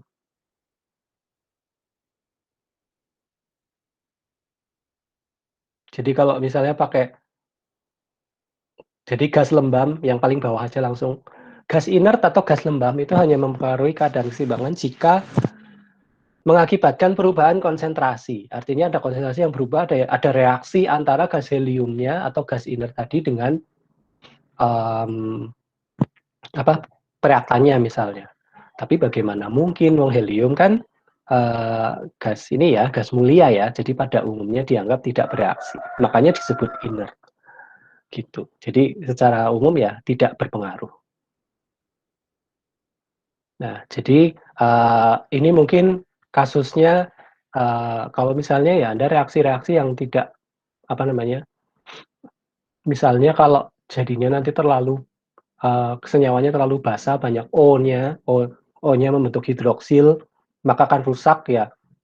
Bisa jadi reaksinya Anda masukkan ke dalam labu atau apa ya, dalam ruangan yang bebas oksigen, semacam itu. Jadi pakainya gas helium atau hidrogen biasanya yang murah. Jadi secara mungkin kalau di S1 skripsi pun kita nggak banyak ya aparatur hidrogen dan helium di kimia unsur, tapi di pekerjaan tuh mungkin banyak gitu. Jadi ada ruangan yang mungkin apa namanya di perusahaan tertentu bikin katalis atau apa kalau Anda bekerja sebagai QC ya nantinya Anda bisa menikmati apa namanya reaksi-reaksi yang menggunakan gas inert. Nah, kemudian perubahan temperatur ya pasti mengubah nilai tetapan keseimbangan karena tetapan keseimbangan harus diukur pada satu suhu tertentu. Kalau pada suhu yang lainnya ya jadinya quotient itu tadi. Kc dapat meningkat atau menurun dengan bertambahnya temperatur. Arah dan tingkat perubahannya tergantung pada spesifik reaksi. Jadi beda reaksi, beda perubahan. Ya. Contoh, kalau Anda lihat di sini, konstanta kesetimbangan tekanan parsialnya berubah-ubah seiring dengan um, temperatur ya. Jadi bisa makin naik atau bisa makin turun dengan peningkatan atau penurunan suhu. Beda reaksi, beda efeknya. Nah, kita akan melihat hubungan antara itu tadi perubahan dari perubahan suhu terhadap nilai Kp. Nah, ini nanti akan muncul rumus baru. Nah, ceritanya mulai dari sini. Jadi poin-poin yang penting untuk perubahan Kp kalau kita mengukurnya itu kaitannya dengan delta H ya. Nah, ini udah mulai hubungan dengan termodinamika ini. Termodinamika kan perubahan eh, apa ya perubahan panas di dalam suatu reaksi. Nah, Anda lihat di sini ada perubahan panas nih dari 800 ke 1170 Kelvin. Ya, tinggal tambah 273 aja untuk nemu Celsiusnya. Anda dapat nilai Kp-nya, tapi di sini Anda juga dapat nilai seperti dan kemudian nilai log P, log dari Kp-nya. Kenapa pakai log? Biasanya untuk memperenak penghitungan ya. Kalau kita pakainya 10 pangkat min 16, 10 pangkat min 32 kan capek ngitungnya. Jadi kalau kita pakainya angka logaritma kan biasanya enak angkanya kecil gitu, 2,96 minus 0,5 kayak gitu. Nah, dari sini kita bisa menentukan hubungan ya. Jadi log dari K itu adalah minus delta H 0 per 2,03 RT plus tetapan. Nah, jadi rumusnya semacam ini, saya nggak jelasin secara detail ya. Nanti kalau tentunya kalau Anda mau, ini rumus ini dapatnya dari mana sih? Nah, di buku ada, Petrucci, Kinan ada. Kalau saya jelasin ya bisa nanti nambah 1 jam lagi. Nah, uh, dari dua kondisi ini kita dapat menghubungkan, memodifikasinya secara sederhana. Jadi kan kita bicaranya termodinamika ya, perubahan temperatur. Nah, jadi kalau kita tahu ke kondisi awal dan kondisi akhir, keduanya per K1-nya, temperatur duanya, temperatur akhirnya per temperatur awalnya, maka rumusnya kita bisa bikin log K2 per K1 sama dengan itu ya, delta H0 per 2,03 R T2 dikurangi T1 per T2 dikali T1. Nah, delta H itu apa ya Pak? Lupa. K1 tadi apa? K2 apa? Nah ini. K2 dan K1 adalah tetapan kesetimbangan pada suhu Kelvin ya, T2 dan T1. Nah ini watch out lagi kalau keluar di soal, nanti di latihan atau di kuis atau di mana, kalau data diketahuinya Celsius ya Anda ubah dulu ke Kelvin ya. Jadi uh, kemudian delta H-nya, nah ini delta H yang di atas itu tadi apa? Entalpi atau kalor molar standar dari suatu reaksi. Jadi hubungannya itu ya, saya tidak menjelaskan rumusnya, tapi ini adalah hubungan antara termodinamika dengan kesetimbangan. Jadi perubahan panas itu nanti akan mengubah, perubahan temperatur akan mengubah kesetimbangan. Hubungannya dari rumus ini.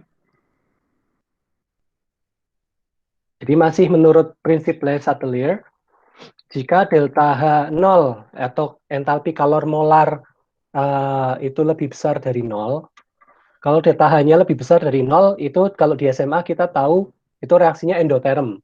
Berarti membutuhkan suhu, membutuhkan panas ya. Reaksi ke depan terjadi jika suhu ditingkatkan. Maka K otomatis akan meningkat seiring suhu. Tapi untuk reaksi yang melepaskan panas ke lingkungan, ini jika suhu ditingkatkan, nilai K tentunya akan menurun. Jadi kalau kita maksain ya, Mas, ini misalnya Anda melarutkan basa kuat atau asam kuat dalam air itu, terus Anda pegang bekernya, NaOH misalnya, dilarutkan ke air kok jadi beker gelasnya anget gitu. Nah kemudian maka kesetimbangan itu terjadi uh, kalau Anda justru memanaskan itu, yang terjadi itu nilai K-nya kesetimbangannya ya akan menurun gitu. Dan jangan dipanaskan, wong itu aja udah anget ya. Itu NaOH pH 1 Anda panaskan ya kejadiannya bisa buruk ya. Jadi kalau Anda mereaksikan sesuatu yang eksoterm, beker gelasnya sudah hangat ketika Anda pegang ya jangan dipanaskan gitu. Nah, kecuali Anda memang membuat show apa gitu, pengen membuat acara ledakan apa-apa. Jangan ya. Persamaan di atas menghasilkan nilai kualitatif yang sesuai dengan kuantitatif ya, dengan pengamatan kualitatif dari Le Chatelier. Nah, ini hubungannya. Hubungan termodinamika dengan kesetimbangan. Itu dari rumus ini.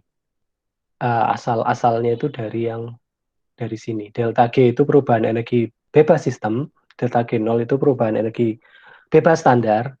Dan karena kita anggapannya belum tahu termodinamika, ya saya hanya menyampaikan rumusnya saja dulu. Termodinamikanya nanti di kimia fisik atau nanti di kimia dasar juga ada kayaknya. Entah sampai ke sini atau enggak. Nah, jadi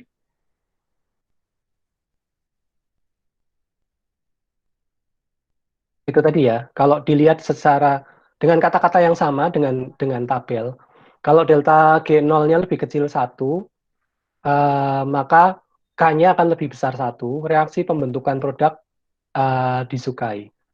Atau saya dari atas saja deh, hubungan delta G0 ya, perubahan energi bebas standar delta G0 dan kesetimbangan. Jadi kalau pada saat kesetimbangan itu delta G itu pasti 0 kan ya. Karena tidak ada transfer perubahan energi bebas dari nilai Q sama uh, nilai Q-nya itu quotient-nya itu sama dengan K. Karena tidak ada perubahan energi lagi. Jadi kan sistemnya diam tapi diamnya dinamis. Maka perubahan energinya 0, delta G-nya 0. Nah, dari ini nanti muncul rumus delta G0 itu RT ln K 2,303 RT log K. Nah, ini artinya kalau kita lihat dari tabel ini, dari tengah dulu deh yang sudah disampaikan. Delta G0 K-nya sama dengan 1 berarti pada kesetimbangan. Kalau perubahan energi bebas standarnya itu kemudian lebih kecil dari 0, maka reaksi akan berjalan ke kanan, arah pembentukan produk disukai. Nah, kalau delta G-nya itu lebih besar dari 0, maka K-nya lebih 1. Maaf, kurang dari 1. Maka arah pembentukan reaktan disukai. Nah, dari sini, nah ini kan sebenarnya balik ke ini tadi ya. Delta G lebih kecil nol, ya negatif ya. Jadi lebih disukai pembentukan produknya. Kalau delta G-nya lebih besar dari nol, delta G-nya gede, maka justru akan balik ke reaktan, arah pembentukan reaktan disukai. Nah, ini yang saya sampaikan di slide satu tadi. The all meaning of this lecture, dan bahkan mungkin semua kimia itu kan di sini sebenarnya. Kita lihat ketika terbentuk produk ya, yang warna merah sebelah kanan, itu kan delta G nolnya, itu Anda lihat kan negatif ya. Nah, itu berarti membentuk produk. Kalau delta G-nya itu tinggi ke atas, nah berarti ya nggak nyampe-nyampe gitu. Anda mungkin masih berada di transition state, intermediate gitu. Jadi ya sama gitu. Anda tidak akan mencapai ketenangan hidup kalau kalau ya ini analogi lagi ya. Ya kalau saya baca grafik kayak gini ya, oh ya kalau kita tenang ya masalah bisa selesai. Tapi kalau kita masih cuma nangis, marah-marah, nggak ikhlas, nggak ridho dan sebagainya ya, ya kita sebenarnya masih di atas gitu. Energi secara energi itu masih terbuang percuma, masalah belum tentu selesai. Produk belum tentu akan ada gitu.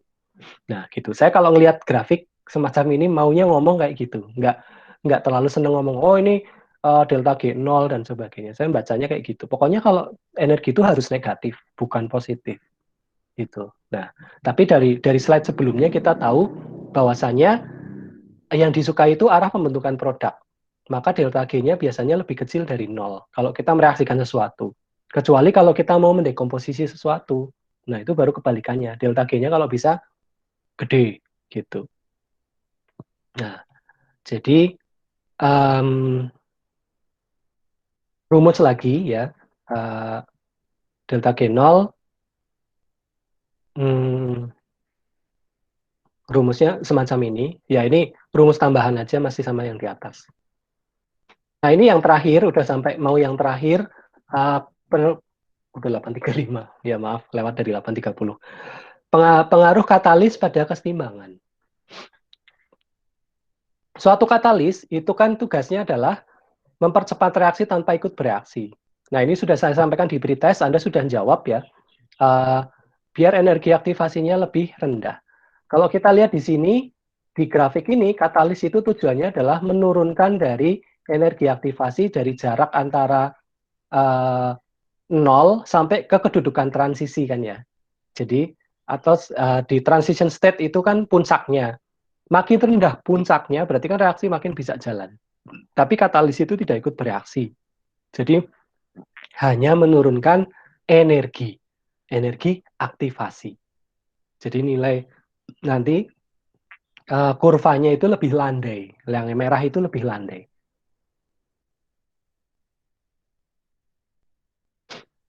Nah, contohnya, contoh katalis banyak banget. Nantinya kita mungkin di kimia itu mungkin 30-40% riset Anda nanti deskripsi itu tentang katalis, baik itu katalis enzim maupun katalis anorganik ya, katalis fotokatalis ataupun enzim. Kimia anorganik dan biokimia itu dua yang paling pakai katalis. Kalau di analitik itu biasanya pakai Fenton, campur katalis, dan sebagainya.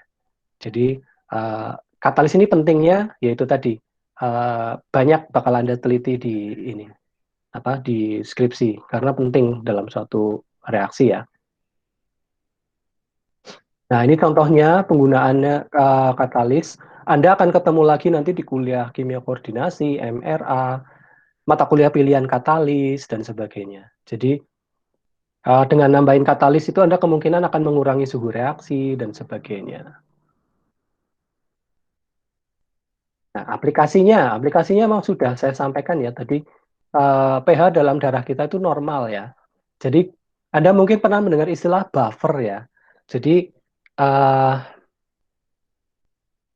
dalam tubuh kita itu ada buffer yang nantinya akan mengatur pH dan jaringan tubuh manusia itu pH-nya sekitar 7,4. Selalu seperti itu. Kita makan yang sangat asam atau yang sangat basa itu nantinya tidak akan mempengaruhi uh, pH darah dan jaringan. Kemudian juga hemoglobin ya, itu nanti juga di situ ada um, apa namanya ya, konsentrasi oksigen itu juga nantinya diatur ya oleh hemoglobin. Jadi Kita tidak mungkin kelebihan oksigen atau kekurangan oksigen, ya selalu dijaga. Dan penjagaan itu bisa rusak ya kalau kita berada misalnya di puncak gunung yang sangat tinggi, misalnya Anda naik Mount Everest ya Anda mungkin butuh alat tambahan. Atau Anda menyelam ya, eh, nanti scuba diving itu kan nggak isinya terus 100% oksigen kan nggak ya, tetap itu berada dalam kesetimbangan karena kesetimbangan oksigennya sekitar 20% gitu. Dan yang sekitar itu juga konsentrasi oksigen dalam paru-paru itu juga nggak bisa terlalu rendah, nggak bisa terlalu tinggi. Ingat oksigen itu sangat reaktif ya.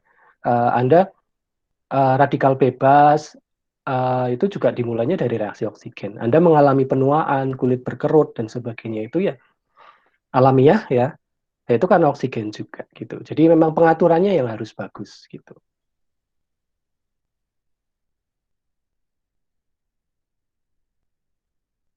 Nah, jadi kira-kira semacam itu manfaatnya di dalam tubuh itu kaitannya dengan paru-paru, jaringan tubuh, oksigen dan sebagainya. Nah, kalau di dalam yang umum ya kimia batuan ya batu kapur itu tidak melarut dalam air murni tapi melarut dalam air tanah yang mengandung CO2 terlarut. Uh, ya ini apa namanya faktor pelarutan batu kapur ya. Nah, jadi jika air tanah mengalir melalui daerah berkapur, maka batu kapur akan melarut. Nah, ini contoh-contoh kesetimbangan kimia dalam tubuh, terutama nanti di biokimia Anda akan belajar sekali. Dalam kimia fisik dan anorganik juga, meskipun tidak terlalu terlihat, tapi perannya besar banget. Jadi saya cuma mencamkan aja, kesetimbangan kimia ini nanti erat hubungannya sama termodinamika, sama kinetika. Jadi di materi ini masih ada, di kimia dasar 2 ada termo, ada kinetika, minggu depan bahkan. Nah, setelah itu nanti masuk ke kimia fisik, kimia kimia anorganik maupun biokimia itu semuanya sebenarnya bicaranya ini konteksnya. Keseimbangan kimia, kinetika, kalau di biokimia ada persamaan Michaelis-Menten, nah itu kinetika sama termo semua. Di kimia organik juga full itu. Nah, saya sarankan mumpung Anda masih semester ini semester 2 kan ya. Jadi uh, usahakan Anda mengerti semuanya ini bukan sekedar hafalan rumus, tapi paham ceritanya ya kayak ya usahakan sedikit ya kayak yang saya cerita tadi minimal slide satu itu tadi. Oh, kalau ada grafik kayak gini, delta G 0 lebih kecil 0 itu produknya terbentuk. Tapi itu tidak menjamin reaksinya cepat atau lambat secara kinetika. Tapi secara termodinamika bisa kelihatan delta G negatif, itu nanti produknya akan terbentuk. Terus dari keseimbangannya sendiri, kalau nanti diganggu ke sana ke sini, ya nanti geser ke sini. Ditambahi produk, nanti akan lari ke reaktan. Kemudian, ya cerita-cerita kayak gitu ya, Anda cerita ke diri Anda sendiri, atau mungkin kalau lagi apa ya WhatsApp grup apa-apa sama teman-teman kerja kelompok, um, katalis. Nah, katalis itu penting. Katalis itu nanti di grafik yang slide satu tadi itu nantinya menurunkan energi aktivasi. Berarti nanti tujuannya sebenarnya menurunkan yang merah ini gitu. Nah, jadi kira-kira semacam itu. Jadi maksud saya kuliah itu kuliah kimia dasar ini jangan dilupakan sampai nanti ke skripsi ke apa ya. Ini nasihat yang saya yakin sebagian besar dari Anda akan lupakan nantinya dengan tiba-tiba praktikum jadi banyak. Terus Anda ikut Himakim, BEM, dan sebagainya. Terus nantinya Anda kuliah sambil nulis laporan praktikum. Anda kuliah di pikiran Anda sambil ngetik LPJ, Himakim, dan sebagainya. Itu akan terjadi. Semua orang mengalami, tenang aja. Jadi organisasi juga penting ya. Tapi di ultimate mahasiswa itu adalah yang bisa kayak gitu, mempertahankan ceritanya. Oh, kinetika itu tentang ini, termo itu tentang ini. Beda ya dengan yang ngapal rumusnya dengan ngitung reaksinya dan yang mana apa namanya. Oh, kalau ngitung aku benar semua, ujian benar semua, rumus apal semua. Itu beda, beda lagi. Nah, jadi saya pun rumus tuh lupa-lupa semua, tapi saya ngerti ceritanya. Ya mungkin karena itu saya apa namanya ya dalam perjalanannya bisa bisa oke lah jadi dosen, jadi S2 dan sebagainya. IPK saya nggak tinggi, 3,4. Kalau Anda ikut yang materi alumni Hemakim, ada S2, apa mahasiswa S2 ke Jepang dan sebagainya. Si Riko yang di Fukui itu juga IPK-nya ternyata sama, mirip-mirip sama kayak saya, 3,1. Istri saya bahkan 2,9. Beberapa mahasiswa alumni yang sukses-sukses itu IPK-nya juga pada nggak kumlot gitu. Jadi um, ya ini ya, jadi beda antara IPK tinggi berarti Anda kan mungkin ngitung rumusnya benar, rumusnya hafal, apa namanya, hitung-hitungannya kuat, stoikiometrinya kuat dan sebagainya. Tapi belum tentu Anda ngerti ceritanya. Nah, justru ketika bekerja uh, apa di interview dan sebagainya itu kan Anda yang dinilai sebenarnya konsepnya gitu. Jadi memang ada tes tertulisnya, tapi kan ngapalin rumus itu kan lebih mudah daripada ngapalin cerita gitu. Jadi uh, saya harapkan sih Anda bisa sedikit-sedikit. Ya saya tahu nantinya dengan Himakim, dengan laporan praktikum, dengan BEM, dengan wah semuanya itulah. Belum nanti ya kalau yang pengennya ikut sampai yang di luar-luar segala kami, GMNI, Karang Taruna diikutin semuanya. Ya itu oke aja. Nanti kemungkinan Anda memang pengennya bekerja di yang tidak ada hubungannya dengan kimia, misalnya mungkin jadi anggota DPR atau apa, itu sah-sah aja. Atau ingin kewirausahaan, itu sah-sah aja. Tapi buat Anda yang masih kepingin karirnya di kimia, ya saya bilang di inilah di apa namanya, mumpung masih pertemuan pertama, kimia dasar 2. Saya yakin nantinya Anda akan melupakan nasihat ini, sebagian besar dari Anda. Yang satu dua yang tidak melupakan nantinya kelihatan banget di pendadaran. Oh kamu ngerti gitu. Dan nanti mungkin kalau pendadaran sama saya nanti saya bisa komen. Kamu nggak lupa ya ternyata. Gitu. Nah gitu. Kira-kira kayak gitu. Nah saya sudah nyiapin soal latihan, cuma 5. Silakan dikerjakan. Boleh kerja kelompok kalau yang kayak gini mah. Iya dek. Um, Silahkan nanti dikerjakan ya, boleh kerja kelompok tentunya dan sebagainya. Tapi harus dikerjakan waktunya seminggu. Ya cuman buat latihan aja, buat reminder. Bahwasanya meskipun Anda ngerti konsepnya semua ya kalau Anda nggak ngerjain soal, nggak ngerjain UAS-nya, tugasnya, rumusnya lupa atau salah ngitung ya nanti mempengaruhi nilai. Tapi saya selalu bilang dimanapun nilai itu nggak apa ya, nggak harus 4 gitu, IPK Anda tuh nggak harus 4 gitu. Jadi nilai yang bagus itu kunci untuk ibaratnya kunci masuk ke pintu gerbang masa depan Anda. Tapi nanti di depan pintu itu ada apa itu nanti nggak cukup dengan nilai yang tinggi. Gitu. Anda tetap butuh organisasi, butuh apa. Ya mumpung masih pertemuan pertama dan mumpung saya ngomongnya udah sampai bosan banget, jadi ya sekalian aja saya bikin panjang. Ada pertanyaan? Monggo. Suara saya masih bisa didengar. Masih Pak, masih bisa terdengar Pak.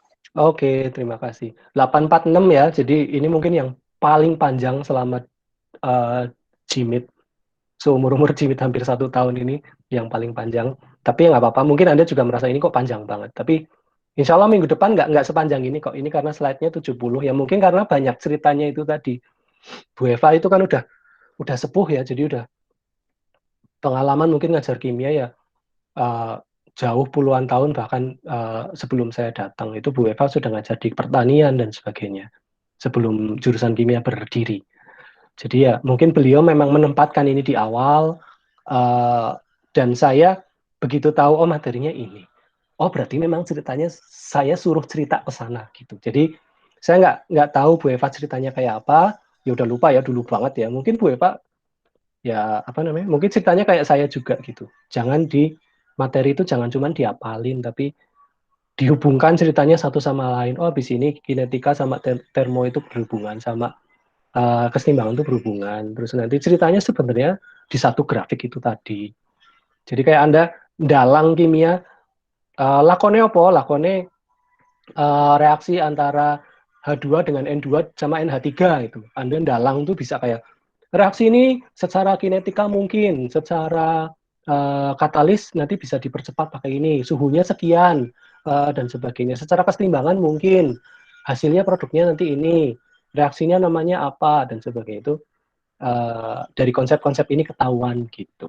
Ya terutama yang berkaitan dengan skripsi Anda. Nggak perlu semua reaksi kimia digaya gituin ya. Nanti skripsi Anda ngerjain Anda ngerti gitu. Kan gitu. Habis itu ya Kalau Anda mudah menceritakan sesuatu, biasanya mau interview macam apa juga Anda enak ceritanya, kan kayak gitu. Apalagi yang ceritanya hubungan sama kimia. Baik, kalau tidak ada pertanyaan, tugas deadline-nya 1 minggu. Kalau L di dunia masih susah, absensinya bilang ke saya. Tapi kalau nggak salah saya buka sampai agak siang atau sore gitu. Jadi kalau memang sekarang hektik banget, ya coba buka lagi nanti sore. Kalau ternyata Pak sudah ditutup, ya nanti saya bukakan atau saya absensikan sendiri. Gitu. Oke ya, saya cukupkan. Kalau nggak ada pertanyaan, silakan dikerjakan tugasnya. Baik, terima kasih. Mohon maaf sekali lagi agak lama penyampaiannya. Billahi taufik wal hidayah. Assalamualaikum warahmatullahi wabarakatuh. Waalaikumsalam warahmatullahi wabarakatuh. Terima kasih, Pak. Terima kasih, Pak. Silakan.